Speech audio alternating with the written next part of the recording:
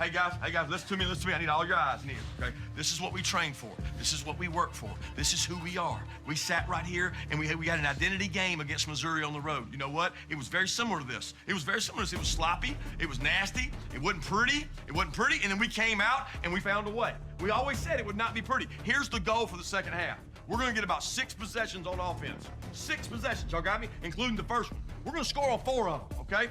They might score once more on defense, but that's it. You understand? And we're going to win the game. We're going to come back in here and have a good time and figure out how we can get better. But this is what I need. This is what I need. Anybody listening? We need to win one moment at a time. What's the first moment? Kickoff return. What's the next moment? The first play on offense. Not the drive, the first play. We're going to win one moment at a time because we're not outcome related. We're not worried about the outcome of that play. We're worried about winning a moment, Ernest. Can I win one moment? And then everybody, look at every Taki say, one more moment, coach. You say one more moment, Rush. We say it. One more moment. One more moment. Marcus, one more moment. You got me? You look me in the eye and tell me, rah-rah, it's going to be one more moment on the fade. One more moment, and we go kick their ass by how we play. Let's go. Let's go. Let's go.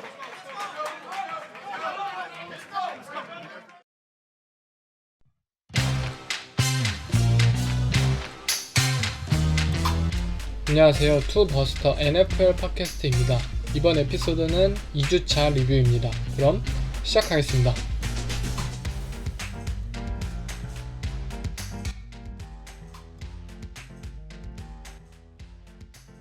When you say thinking less, what do you think was causing you to think so much, maybe think too much?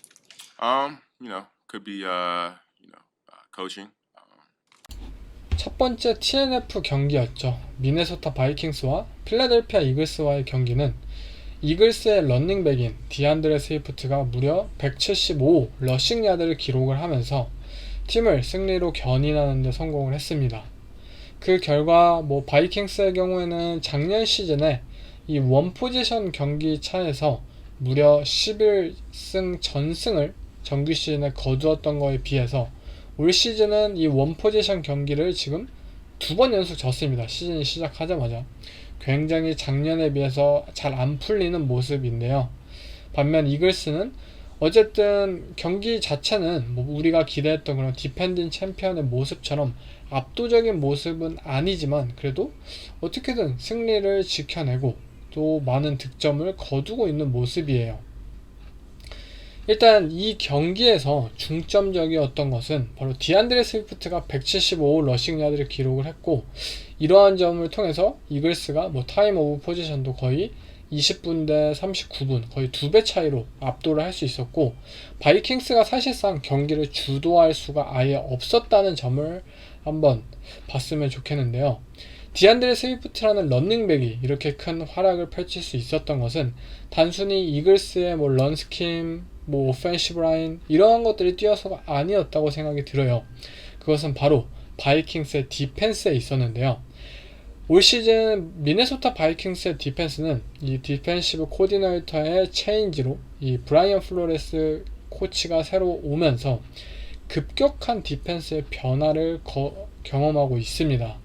작년까지 투하이 이 세이프티를 바탕으로 해서 존 커버리지 위주의 디펜스는 올 시즌 확실한 맨 커버리지, 블리츠 중심의 디펜스로 바뀌었고, 이글스와의 경기에서도 이 바이킹스의 색깔은 뚜렷했습니다. 바이킹스는 이 경기 딱 2가지의 디펜스 전략, 2가지의 커버리지만을 들고 왔는데, 첫 번째는 브라이언 플로레스로 대표되는 제로 블리츠, 그리고 두 번째는 프리스냅 5명의 수비수를 뒤로 보낸 전략이었어요. 일종의 제로 블리츠라고 볼 수가 있겠죠. 5명의 수비수를 뒤로 보냈고, 결국 이것이 일반적으로는 7명을 라인 선상에 붙이는 제로 블리츠와는 다른 타입의 커버리지라고 볼 수 있는데, 커버 3도 아니고 커버 2도 아니고 커버 4도 아니고 이 5명을 후방으로 보낸 바이킹스의 디펜스는 굉장히 알 수 없고 다양한 모습을 계속해서 보여주었습니다.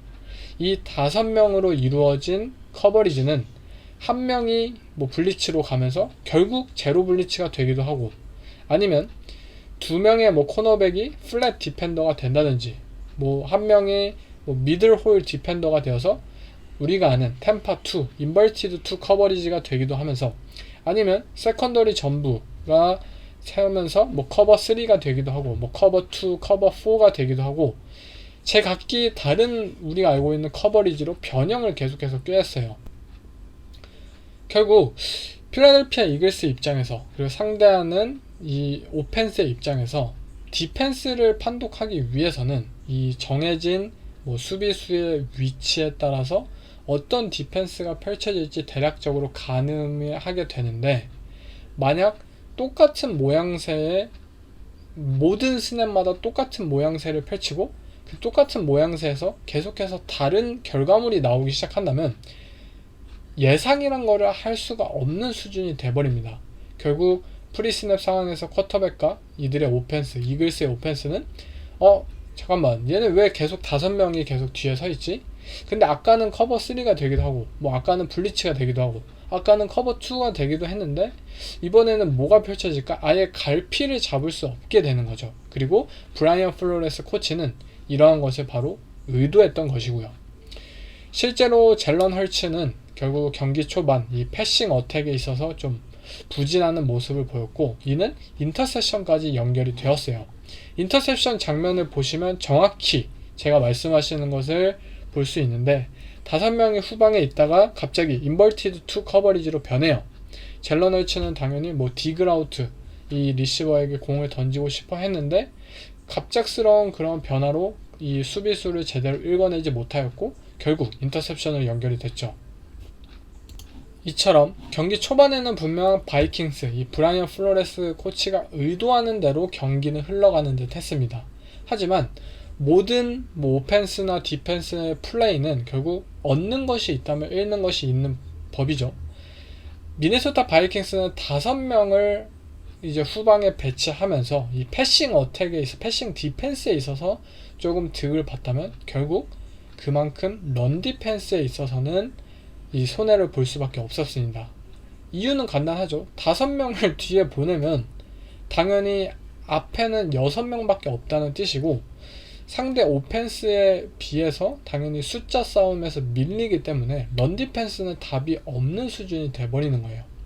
이 경기 디안드레 스위프트라는 런닝백이 175 러싱 야드를 기록할 수 있었던 것은 물론 선수 본인의 활약 그리고 이글스의 오펜시브 라인 런 스킴의 영향도 있었겠지만 이러한 바이킹스의 디펜스의 덕분이었어요.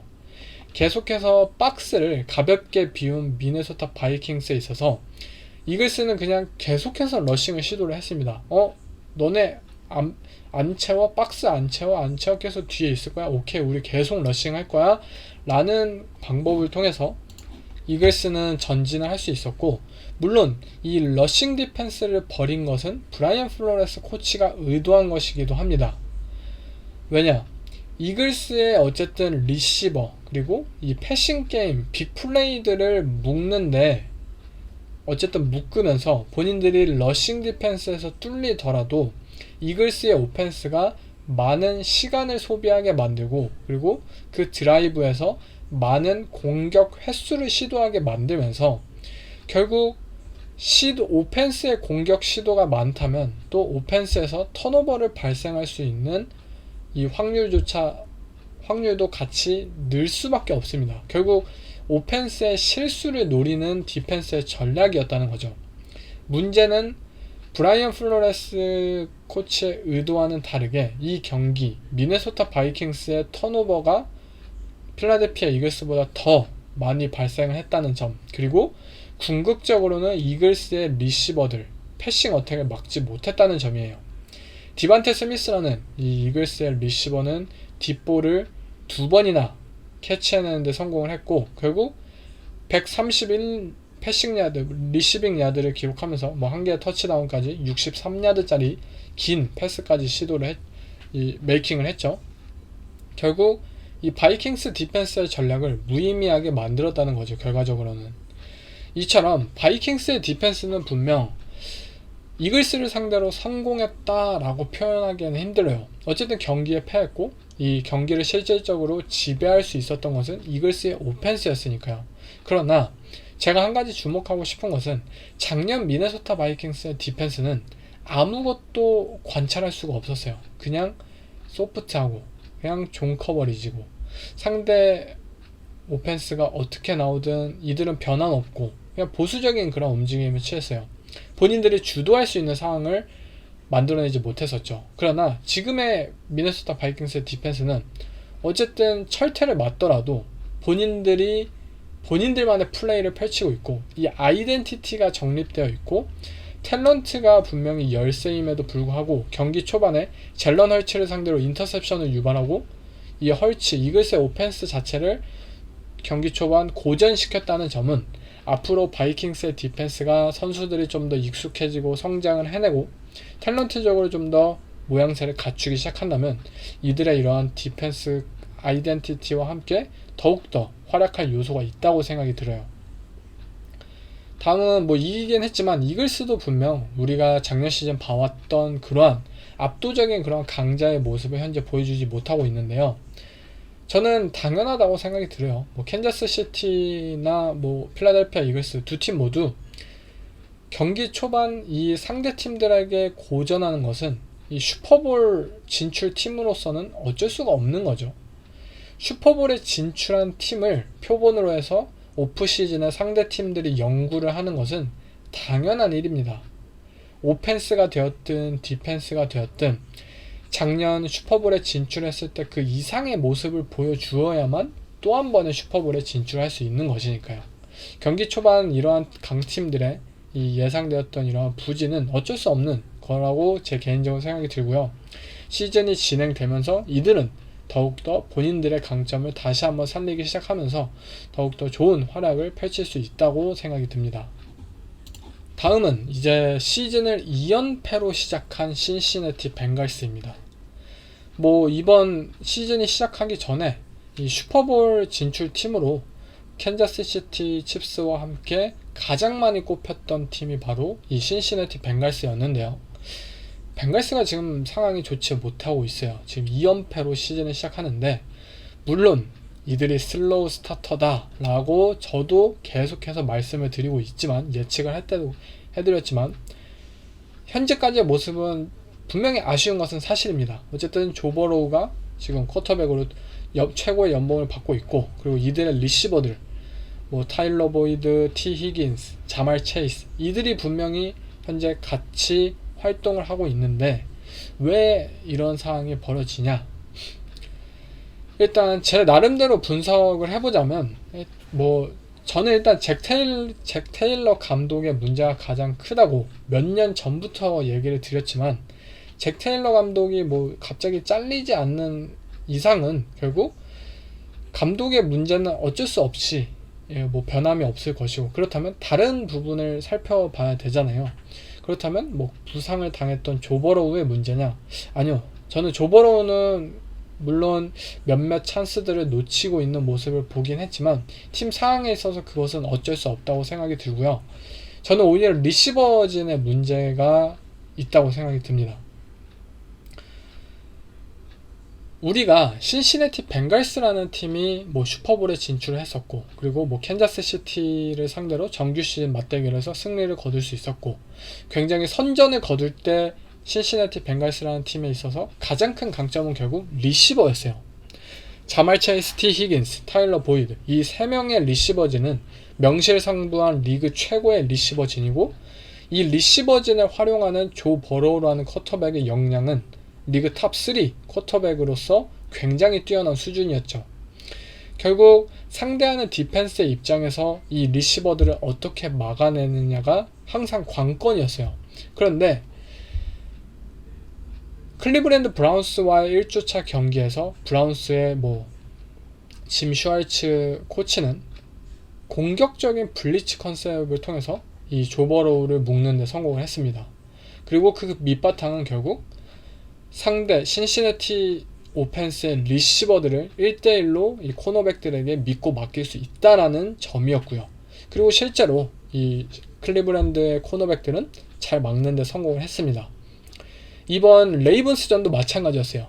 레이븐스는 물론 투 하이 커버리지를 펼치면서 때때로 블리츠도 섞었지만 펼치면서 결국 조 버로우의 패싱 게임을 압박할 수 있었던 가장 큰 원동력은 X 리시버, 이 윅사이드에 고립된 X 리시버를 코너백 혼자서 프레스 커버리지로 1대1로 막을 수 있다는 자신감 덕분이었어요. 상대하는 팀의 오펜스, 이 리시버를 강점으로 가진 팀의 오펜스는 경기 초반 의도적으로 이 X 리시버를 체크하게 됩니다. 왜냐? 간단하죠. 경기 초반 이 넘버원 리시버, X 리시버가 만약에 1대1 상황에서 볼 경합에 승리하기 시작한다면 디펜스 입장에서는 이 X 리시버를 견제할 수밖에 없는 상황이 펼쳐지고 그들의 게임 플랜을 뒤엎을 수 있고 그들의 움직임에 따라서 오펜스는 다시 이 본인들이 이 상황을 주도할 수 있는 주도권을 가지게 됩니다. 그런데 신시내티 벵갈스도 마찬가지였어요. 이 레이븐스를 상대로 자말 체이스를 통해서 몇 번의 확인을 했죠. 그런데 자말 체이스는 이 레드존에서 상대 코너백을 이기지 못했어요. 롱 야신이라는 코너백을 이기지 못했고 결국 레이브스는 자신감이 붙죠. 레드존 상황에서 이러한 경합 상황에서 만약 우리의 코너백들이 이들의 리시버를 이길 수 있다면 우리는 좀 더 다른 플레이들을 펼칠 수 있겠구나, 확장할 수 있겠구나 라는 이 자신감과 근거가 생기기 시작을 했고 결국 인터셉션 장면을 보시면 자말 체이스가 X 리시버에 있음에도 불구하고 그리고 이 레드존, 이 골라인까지의 거리가 뭐 16야드밖에 걸리지 않는다 하더라도 윅사이드 세이프티는 자말 체이스를 쳐다보지도 않았어요. 프레스한 코너백이 온전히 1대1로 잘 막아줄 것이라고 믿고 있었고 윅사이드 세이프티의 눈은 쿼터백 그리고 이 크로서 리시버에게 있었습니다. 결국 트립 사이드에 있는 이 T 히긴스가 이 크로서 역할로 이 인사이드로 진입하는 순간 조 버로우는 공을 던졌고 조 버로우는 윅사이드 세이프티가 다가오는 것을 보지도 못했어. 왜냐? 윅사이드 세이프티가 정상적이라면 이 자말 체이스에게 붙어 있어야 했지만 그러질 않았다는 거죠. 결국 인터셉션으로 연결이 되었고 레이븐스는 이 자신감을 통한 이 디펜스의 활약을 경기 중반 내내 보여줍니다. 뭐 T 히긴스를 상대로도 뭐 경합에 성공을 하고 그런 모습을 계속 보여주었죠. 물론 신시내티 벵갈스도 경기 후반에 들어서야 이 T 히긴스가 1대1 매치업을 이겨주면서 뭐 2개의 터치다운을 기록을 하기도 했었죠. 하지만 그때서는 너무 늦었던 것이죠. 결국 신시내티 벵갈스는 본인들의 오펜스를 펼치기 위해서 본인들이 그동안 승리 공식으로 여겨져 왔고 본인들이 선전해왔던 그런 모습을 생각한다면 자말 체이스 그리고 T 히긴스 이들이 1대1 찬스에 있어서 더욱더 분발을 해줘야만 되는 상황입니다. 신시내티의 오펜시브 라인은 매번 뭐 영입을 하든 올랜도 브라운을 데려오든 뭐 라이어 콜린스를 데려오든 뭐 알렉스 카파를 뭐 누굴 데려오든 항상 믿음직스럽게 조 버로우를 지켜주지 못하고 있고 이들의 런게임, 이들의 체크다운 패스 뭐 조 믹슨이 그나마 좀 건강한 모습을 보이고 있다고는 하지만 어쨌든 사마제 피라인이 없는 작년 시즌에 비해서 효율성은 떨어진다고 생각이 들어요. 그리고 감독은 그냥 허수아비고요. 그렇다면 조 버로우 그리고 이를 보좌해 주어야 할 리시버들이 좀 분발을 해주어야만 이 신시내티 벵갈스가 연패를 끊을 수 있지 않나 싶습니다. 반면 뭐 상대팀인 이 볼티모어 레이븐스는 기분 좋게 2연승을 챙겼는데요. 레이븐스의 경우에는 제 예상보다 이들의 리시버진들이 이 라마 잭슨을 잘 도와주고 있습니다. 물론 OBJ라는 이 선수가 뭐 연봉값 그리고 본인의 이름값에 어울리는 활약을 매 경기 펼쳐주는 것은 아니지만 그 중압감을 통해서 이 무게감을 통해서 상대 디펜스의 견제를 본인의 몫으로 돌리면서 다른 리시버들이 활약할 수 있는 여지를 계속해서 만들어 주고 있어요. 그리고 루키 리시버인 제이 플라워스 그냥 이 선수는 볼티모어 레이븐스라는 팀 전체에서 라마 잭슨 이상으로 폭발적인 그런 능력을 가진 선수라고 생각이 듭니다. 헐리우드 브라운의 뭐 넘버 2 버전 아니냐 라고 예상을 했었던 저의 예상을 비껴가듯이 진짜 뛰어난 활약을 펼치고 있습니다. 그리고 어쨌든 이 터드 먼킨이라는 이 새로운 오펜시브 코디네이터는 더 빠르고 더 스프레드 컨셉, 더 폭발적인 이러한 오펜스의 컨셉들을 이 레이븐스에 있어서 불러왔고, 라마 잭슨이라는 쿼터백은 이 새로운 타입의 오펜스에서 분명 지휘자로서 잘 활약할 수 있다는 모습을 지금 보여주고 있다고 생각이 듭니다. 저는 이 레이븐스 그리고 라마 잭슨의 패싱 게임이 앞으로도 더 도약을 많이 할 것이라고 기대를 하고 있습니다. 다음은 뭐 프랜차이즈 컴백 기록을 세운 뉴욕 자이언츠입니다. 뭐 뉴욕 자이언츠는 저번 주에는 뭐 40점 차, 이 진짜 완패를 당했는데, 이번 주도 애리조나 카디널스 이 탱킹 팀에게 진짜 전반전을 거의 셧아웃 당해버린, 진짜 아니 이렇게까지 못한다고 싶었을 정도의 팀이었어요. 그런데 결국에는 컴백, 이 역전승을 거두는데 성공을 했고, 뭐 팀 분위기는 좋았다가 결국 세쿠안 바클리가 이 부상으로 결장한다는 소식이 들리면서 다시 좀 안 좋아지기 시작했는데, 과연 뭐가 문제일까요? 일단 좀 더 살펴보면은 뉴욕 자이언츠의 오펜스, 뭐 디펜스를 보면 아직까지 이들은 무언가를 하고 싶은지 모르는 것 같은 상황이에요. 그러니까 아이덴티티가 잘 느껴지지 않아요. 특히 오펜스 쪽에서. 데니얼 존스의 뭐 런 게임을 통한 오펜스를 펼칠 것이냐, 뭐 쿼터백 런 옵션 플레이를 계속해서 펼칠 것이냐, 아니면 세쿠안 바클리의 러싱을 중점적으로 뭐 언더센터 기반의 플레이 액션 타입의 게임을 펼칠 것이냐, 아니면 뭐 야심차게 영입을 했던 데런 월러라는 타이트엔드를 마음껏 활용해서 이 패싱 게임에서 이 선수를 뭐 활용할 것이냐, 뭐가 하나 뚜렷하지 못한 상황이었어요. 그냥 뭐 RPO도 뭐 한번 해보고, 그리고 뭐 데니얼 존스 한번 뛰기도 해보고, 물론 다양한 모습을 계속해서 보여주는 것은 사실이지만 뭔가 아이덴티티가 잘 느껴지지 않기 때문에 이들의 플레이가 좀 더 엉성해 보일 수밖에 없고, 탤런트 상으로 이들이 상대를 뭐 압도하거나 그러는 팀은 아니기 때문에 오히려 좀 더 적합한 자리들을 못 찾고 있는 듯한 모습으로 보여요. 또한 결국에 생각보다 실망스러운 오펜시브 라인의 그런 활약 때문에 뭐 댈러스 카우보이스 전에서는 거의 완패를 당했었죠, 이들 오라인이.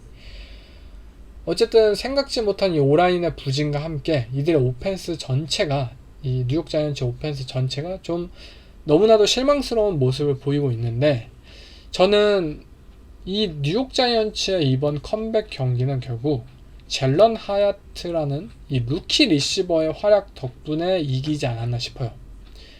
진짜 무언가의 플레이가, 누군가의 플레이가 필요했을 때 이 젤런 하얏이라는 리시버가 딥볼을 캐치를 해냈고, 그 결과 자이언츠의 오펜스가 살아나기 시작했어요. 그 플레이를 기점으로 뉴욕 자이언츠는 이 진짜 우리가 흔히 봤었던 뭐 테네시 대학 또는 뭐 아트 브리스 감독의 딥 초이스 라우트 컨셉처럼 뭐 이 굉장히 필드를 넓게 쓰는 스프레드 타입의 오펜스를 펼치기 시작했고, 실제로 이렇게 기점으로 플레이가 좀 더 뚜렷해지고, 그리고 애리조나 카디널스의 디펜스가 막기 힘들어지기 시작하자 오펜스는 결국 터치다운을 거듭하기 시작을 했습니다. 어찌됐든 지금 뉴욕 자이언츠라는 팀은 이 본인들의 가장 중요한 선수였던 세쿠안 바클리가 부상을 당했어요. 그리고 뭐 이번 주 결장은 확실하고 뭐 다음 주나 다다음 주까지 최대 3주차까지 결장을 할 수도 있다라는 소식이 들려왔는데, 그러한 기간 동안 이들의 오펜스가 과연 어떤 식으로 개편이 될지, 그리고 이들의 과연 아이덴티티를 찾을 것인지, 이러한 것들을 통해서 뭐 앞으로의 시즌의 행방이 달려 있지 않나 싶습니다. 다음은 기분 좋게 이제 2연승을 거두고 있는 샌프란시스코 나이너스인데요. 물론 나이너스가 2연승을 거두고 뭐 좋은 득점 페이스를 기록하고도 있고 뭐 강팀이라는 것은 맞아요. 근데 저는 브록 퍼디가 그렇게까지 잘하고 있다고는 생각하지 않고 있습니다. 그리고 브록 퍼디의 모습을 보면서 나이너스는 어쨌거나 플레이오프에서 쿼터백에 의한 발목이 잡히겠구나 라는 생각이 다시 한번 들었어요. 저는 아직도 브록 퍼디 회의론자입니다. 일단 실제로 이 경기, 램스와의 경기에서도 수많은 터치다운 패스의 기회를 날렸습니다. 그리고 이런 모습을 보고 있으면 상대편에 있는 매튜 스태포드라는 쿼터백이 얼마나 뛰어난 쿼터백인지 깨달을 수가 있었어요. 현재 이 매튜 스태포드라는 쿼터백은 진짜 슈퍼볼 우승했을 때 그 이상으로 현재 커리어 최고의 플레이를 저는 펼치고 있다고 생각이 들어요. 부상을 당하기 전보다 훨씬 더 잘한다고 생각이 드는데, 진짜 내리는 디시전 메이킹이나 플레이에 대한 이해도나 패스의 정확성이나 하나 빠지는 그런 요소가 없습니다. 현재 스태포드라는 선수는 결국 션 맥베이 감독의 이 뛰어난 코칭 능력, 그리고 새롭게 갑자기 튀어나온 이 루키 리시버인 푸카 나쿠아 이러한 리시버와 투투 아드웰 재작년 이러한 픽의 선수들이 또 갑자기 엄청난 활약을 펼치고 있죠. 쿠퍼컵 없이 이런 활약을 펼치고 있다는 게 진짜 말이 안 된다고 저는 생각이 들고요. 이들의 오펜시브 라인 굉장히 약할 것이라고 기대를 모았지만 생각보다 잘 버팁니다. 매튜 스태포드도 오펜시브 라인에 대한 그런 부담감을 알고 있기 때문에 더 디시전 메이킹을 간결하고 짧게 내리면서도 또 빅플레이로 그런 플레이들이 이어지는 플레이 디자인까지 엄청난 수준이고요. 결국 1주차에 시애틀 시옥스를 잡은 것은 이 램스가 가진 단순한 상성 때문이 아니라 램스의 진짜 실력 덕분이다 라고 현재까지 생각을 들 수도 있을 것 같습니다. 아마 매튜 스태포드를 상대팀 입장에서 견제를 하지 못한다면 계속해서 팀들은 램스 너무 센데? 생각보다 너무 강한데? 라는 생각을 이어서 하지 않을까 싶습니다. 다음은 홈에서 이제 시즌을 시작했지만 션 페이튼 감독이 2번 연속 이 승리를 거두지 못했습니다. 첫 승을 홈에서 2번 연속 얻지를 못했어요. 이거 진짜 션 페이튼 감독 스스로도 이 자존심이 진짜 너무나도 상할 것 같은데요. 덴버 브론코스의 올 시즌 여러분들이 보시기에 어떤가요? 저 그냥 겉으로만 봤을 때는 분명 작년 시즌보다는 그래도 낫다 라고 생각하는 것들이 일단 대중적인 생각일 것 같아요. 저조차도 그래도 2연패를 시작하긴 했지만 그래도 작년보단 낫지 않나? 라는 생각을 가지고 있어요. 실제로 러셀 윌슨은 1주차에서는 이 레드존 상황에서 스크램블을 통한 터치다운을 만들어내기도 했고, 또 2주차 경기에서는 러셀 윌슨 전매 특허 이 딥볼을 통해서 터치다운을 만들기도 했습니다.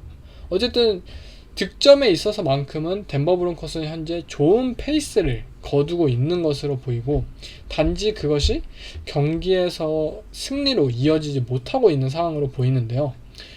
일단 왜 덴버 브론코스가 승리를 거두지 못하고 있냐? 물론 페널티의 문제. 션 페이튼 감독은 이런 페널티 같은 거를 굉장히 싫어하는 감독으로 유명하죠. 진짜 멍청한 짓을 삼가는 것을 중요하게 여기는데, 아니 왜 이렇게 페널티가 많지? 이 션 페이튼 감독의 뭔가 지도력이 어느 정도 무너진 거 아니냐 라고 의심을 할 만큼 덴버 브론코스는 이 페널티 때문에 워싱턴 커맨더스에게 졌다고 해도 과언이 아닐 거예요. 결국 앞으로 덴버 브론코스의 입장에선 이러한 쓸데없는 페널티를 줄이고, 그리고 턴오버 싸움에서도 이 워싱턴 커맨더스 상대로 졌기 때문에 페널티와 턴오버만 줄인다면 이 승리를 좀 더 지킬 수 있는 확률이 올라가지 않을까 싶습니다. 그런데 이러한 요소를 제외한다면 저는 결국 러셀 윌슨에게 달려있다고 생각이 들어요. 러셀 윌슨은 분명 1주차, 2주차 이 겉으로 드러나는 스탯만 봤을 때는 분명 작년 시즌보다는 나아요. 벌써 터치다운 5개를 기록했고 인터셉션은 1개입니다. 작년에 비해서 훨씬 나은 이 스탯을 기록하고 있죠. 하지만 2주차 경기를 보신 분들은 아시겠지만 러셀 윌슨이 만들어낸 이 딥볼 터치다운, 딥볼 패스 이러한 것들은 전부 리시버가 진짜 세퍼레이션을 거의 한 5야드 수준을 벌어줬어서 간편하게 만들 수 있었던 패스였어요. 뭐 플레이 디자인 그리고 리시버들의 활약에 의해서 러셀 윌슨은 결국 이러한 득을 많이 보았고, 문제는 뭐 러셀 윌슨이 어쨌든 이러한 결과물을 만들어내는 건 좋아요. 근데 러셀 윌슨이라는 선수에게 있어서 우리가 기대하는 것은 하나잖아요. 클러치 상황이나 본인이 해줘야 하는 상황 속에선 연봉값을 해달라 이건데, 러셀 윌슨은 이러한 중요한 상황 속에서 본인이 진짜 패스의 정확성이 진짜 뛰어나야 하고 타이트한 윈도우 상황에서 그것을 만들어줘야 할 때는 아직까진 보여주지 못하고 있어요. 그리고 뭐 쓸데없는 펌블, 뭐 첫 번째 펌블은 진짜 기가 차죠. 뭐 그거는 왜 그렇게 했나 싶을 정도로 아직도 뭐 뇌를 비우고 플레이를 하는 것처럼 보이는데, 결국 이 러셀 윌슨이라는 선수는 이 겉으로 드러나 보이는 스탯은 결국 션 페이튼 감독이 만들어준 거예요. 작년 나다니엘 해켓 감독은 그것을 만들어주지 못했기 때문에 이 팀은 러셀 윌슨도 정말 엄청난 부진을 경험한 거고, 션 페이튼 감독은 어쨌든 러셀 윌슨이 떠먹을 수 있는 환경은 만들어 주었어요. 그렇다면 이젠 오케이, 떠먹는 거에 그쳐서 러셀 윌슨이 뭔가 밥값을 할 수 있는 그러한 플레이를 펼칠 시간이라고 개인적으로 생각이 듭니다. 뭐 워싱턴 커맨더스는 결국 2연승을 거두고 있죠. 첫 주차 애리조나, 그리고 2주차 덴버를 상대로 결국에는 이 역전승의 그런 모습을 보이면서 어쨌거나 기분 좋은 이 스타트를 시작한 것은 사실이에요. 그런데 저도 만족할 만한 경기력은 아니다 라고 생각이 듭니다. 상대가 애리조나였고 상대가 덴버였기 때문에 이긴 거다 라고 생각이 드는데, 결국 워싱턴 커맨더스의 경우에도 이 페널티의 문제가 좀 심각합니다. 그리고 론 리베라 감독의 이런 디서플랜, 이런 문제가 저는 시즌 중반, 뭐 중후반까지 계속해서 이어질 수 있다고 생각이 들고요. 또 이들의 오펜시브 라인이 샘 하웰이라는 쿼터백을 잘 지켜주지 못하고 있어요, 생각보다. 그리고 쿼터백인 샘 하웰의 경기력도 사실 지금까지 좀 아쉽습니다. 물론 샘 하웰이라는 쿼터백의 첫 풀 시즌, 진짜 기대하는 것 자체가 미안할 정도의 그러한 쿼터백이죠. 하지만 어쨌든 오펜시브 코디네이터인 에릭 비에남의 코치는 좋은 플레이들을 계속해서 콜링을 하고 있어요. 진짜 샘 하웰도 이 브록 퍼디처럼 이 떠먹으면 되는 상황이 계속해서 연출이 되고 있는데, 샘 하웰이라는 이 쿼터백이 현재까진 많은 것을 놓치고 있습니다.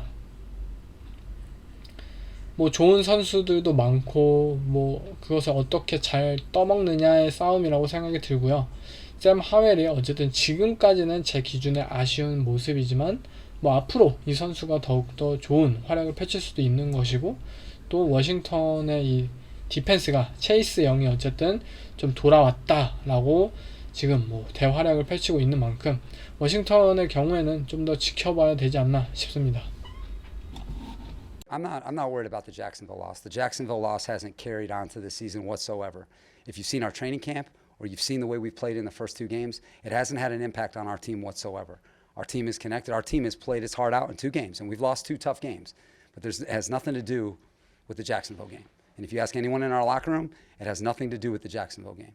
And that's just the truth. It's a convenient storyline for you and for everybody else, but it's not the truth. We've lost two tough games, but the guys in that locker room, the men in that locker room, they are finishers and they have what it takes, and we're excited to prove ourselves.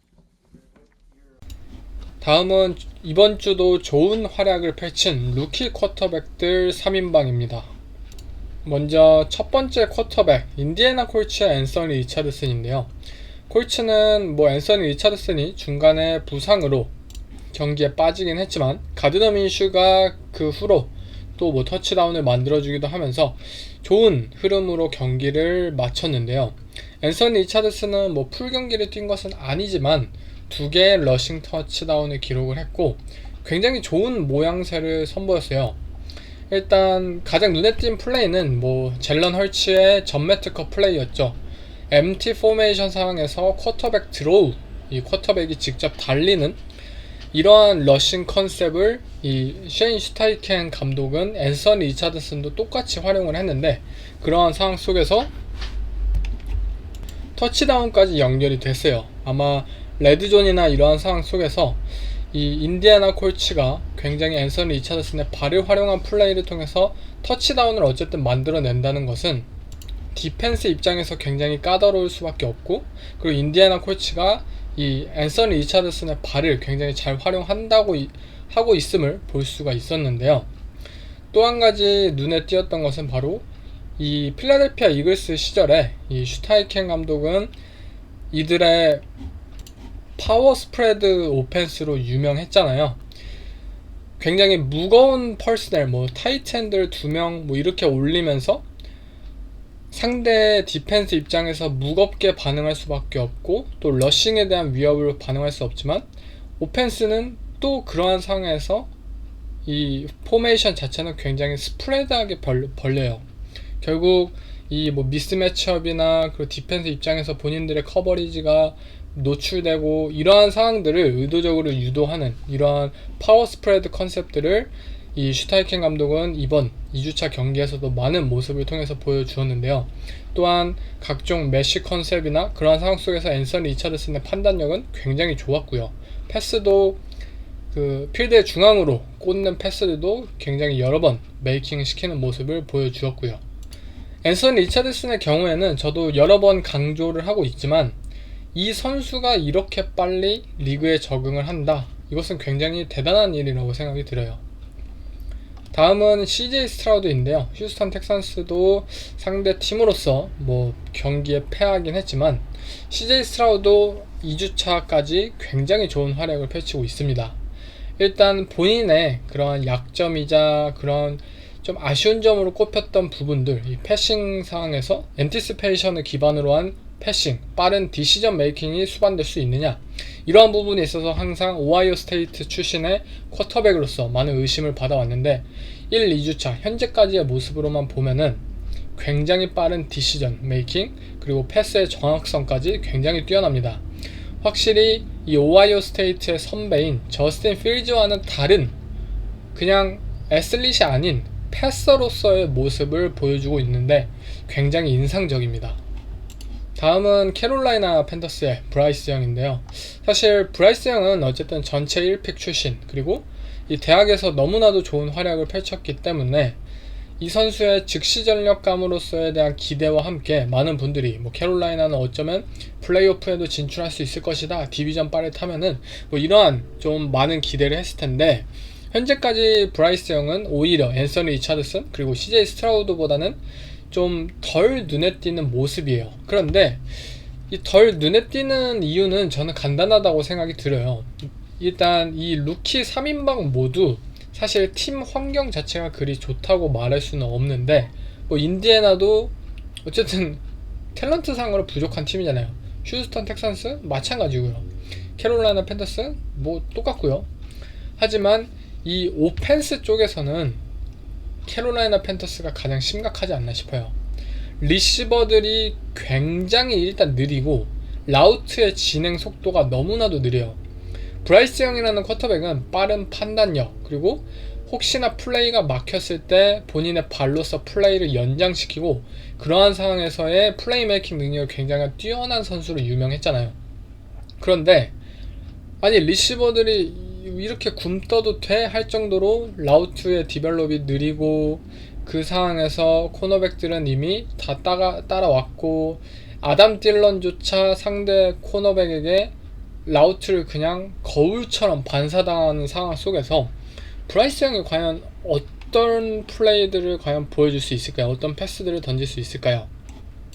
또한 오펜시브 라인의 이러한 프로텍션조차도 이 브라이스 형을 제대로 잘 지켜주지 못하는 상황 속에서 적어도 브라이스 형이 무언가 본인의 그런 장기를 펼칠 수 있는 판이라도 깔려 있다면 이 브라이스 형의 뭐 부진이 좀 실망스러울 수 있겠지만, 지금 당장은 아무것도 판단을 할 수 없는 단계이지 않나 싶습니다.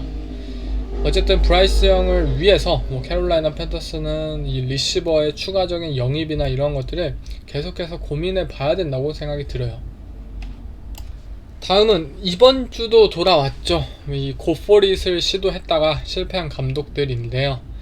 일단 뭐 디트로이트 라이언스의 댄 캠벨 감독, 뭐 이 코너의 거의 주인공이죠. 메인급인데, 아니 댄 캠벨 감독이 물론 좋은 오펜스를 가지고 있고 또 시애틀 시옥스를 상대로 이 슛아웃 게임이 펼쳐질 거라 예상을 했고 실제로 많은 득점을 올리긴 했어요. 오케이, 많은 득점을 올렸으니까 우리는 폴스다운을 계속해서 성공할 수 있을 것이다, 뭐 이러한 자신감에 근거한지는 모르겠지만 필드골과 펀트는 죄악이 아닙니다. 당신의 그 판단 하나하나가 이러한 접전의 순간 속에서 뭐 팀을 연장전으로 보내고 뭐 연장전에서 뭐 패배 확률을 증가시키고 정말 안 좋은 결과물로 계속해서 이어지고 있는 만큼 무언가의 변화를 택해야 되지 않나 개인적으로 생각이 들어요. 그리고 뭐 폴스다운 상황에서 물론 오펜시브 코디네이터의 책임이라고 돌릴 수도 있겠지만 왜 중요한 클러치 상황에서 계속해서 제러드 거프라는 쿼터백에게 이 플레이를 맡기는지 잘 모르겠어요. 디트로이트 라이언스 뭐 최고의 플레이메이커 뭐 세인트 브라운이나 뭐 현재 또 새로운 자미르 깁스나 이러한 선수들에게 판단을 플레이를 맡기는 게 낫지 왜 굳이 패스를 시도할까, 제 개인적으로는 좀 아쉬웠습니다. 아니면 뭐 디트로이트 라이언스의 댄 캠벨 감독은 그냥 솔직하게 인터뷰를 하던가요. 아 사실 디펜스가 너무 못 믿어서 그냥 무지성 고포릿을 한다 라고 뭐 인터뷰를 하면은 충분히 그 정도면 납득이 갑니다. 다음은 2연승을 거두고 있는 템파베이 벅스인데요. 일단 뭐 굉장히 의외이자 또 뭐 스케줄에 그러한 좋은 기운을 타서 현재 좀 좋은 흐름에 있는 것은 사실인 템파베이인데요. 베이커 메이필드가 일단 좋은 흐름이죠. 뭐 선수 뭐 마이크 업이나 이런 것들을 보면은 메이필드가 뭐 농담도 잘하고 또 선수들한테도 리더십 있는 모습을 보여주기도 하고 굉장히 자신감이 있어 보이는 모습인데, 일단 플레이적으로 보면은 마이크 에반스라는 리시버가 뭐 이번 정규 시즌 앞두고 뭐 재계약을 하지 않음으로써 뭐 트레이드 가능성이 열렸다, 아니면 올 시즌 벅스에서의 커리어를 마지막으로 내년 시즌 뭐 다른 팀으로 이적을 한다, 이런 루머가 굉장히 많았잖아요.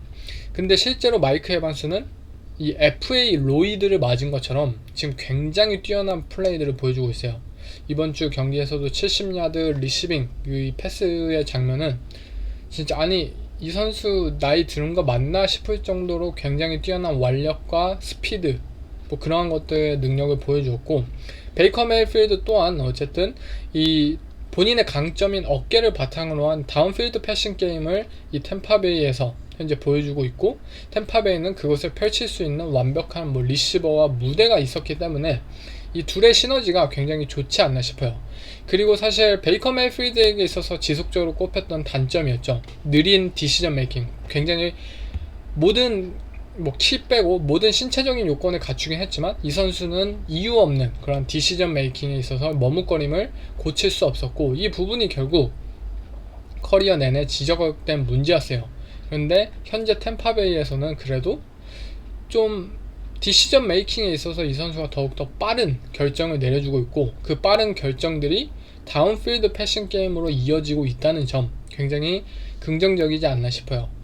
이 데이브 카날리스라는 코치가 이 작년 시애틀 시옥스에서 지노 스미스의 이 다운필드 패싱 게임을 함께 했던 코치로서 이 베이커 메이필드와도 좋은 호흡을 보이고 있지 않나 싶습니다.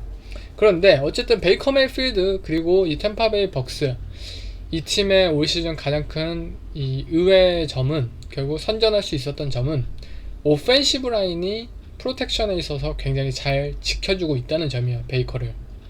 그런데 지금까지 상대했던 팀들, 미네소타 바이킹스 그리고 시카고 베어스, 리그 최하위의 패스러셔들을 보유한 팀들이었죠. 결국 템파베이 벅스의 오라인이나 그리고 오라인이 무너졌을 때 베이커 메이필드의 모습, 결국 이 템파베이 벅스는 아직까지는 좀 스케줄 빨이다 라고 평가할 수 있는 여지가 있어요. 결국 본인들이 앞으로 계속해서 본인들을 증명해내야 되겠죠. 다음은 뭐 벅스에게 패했던 시카고 베어스, 현재 2연패 중인데요. 시카고 베어스는 현재 팀에 뭐 쿼터백이 없잖아요. 러닝백만 있으니까 당연히 쿼터백을 구해야 그때부터 승리를 거둘 수 있지 않을까 싶습니다. 뭐 본인의 잘못이 명백함에도 코치를 탓하는 그러한 선수는 시카고 베어스에게 필요 없습니다. 제가 이 드래프트 시즌에 또 언급을 한번 드리긴 했는데, 시카고 베어스가 전체 1픽의 픽을 이 캐롤라이나 팬터스에게 판 것은 어쩌면 프랜차이즈 최악의 결정이 될 수도 있다라고 한번 언급을 드렸었는데요. 그 언급을 했었던 이유는 간단했어요. 만약 시카고 베어스가 믿었던 저스틴 필즈가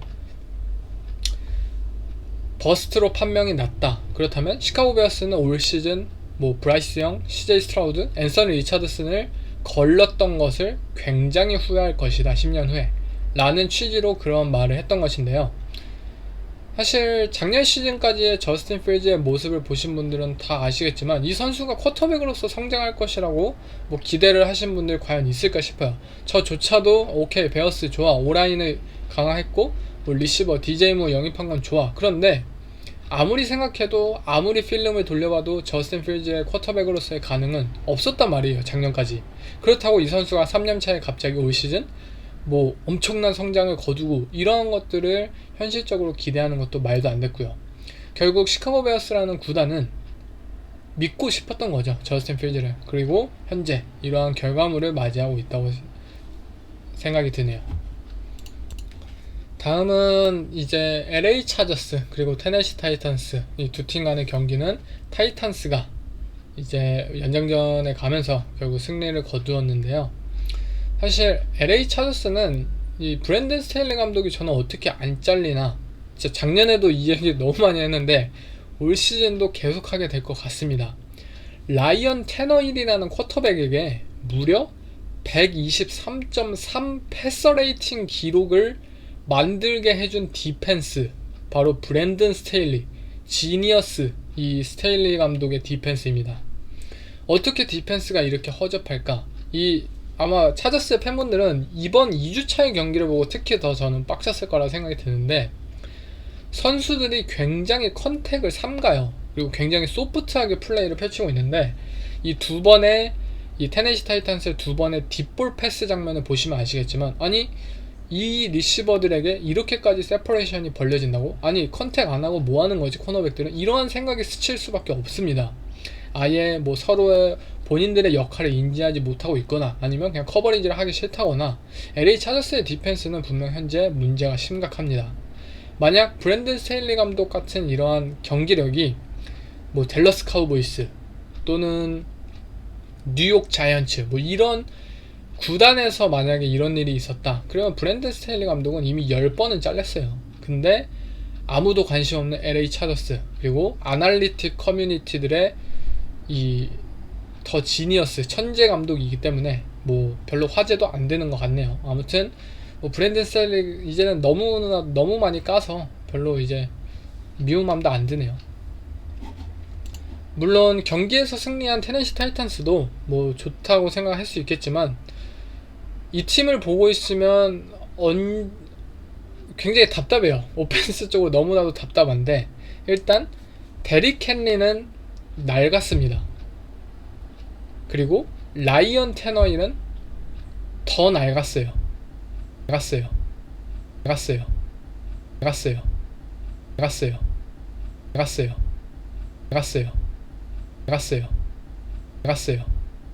라이언 테너힐은 낡았어요.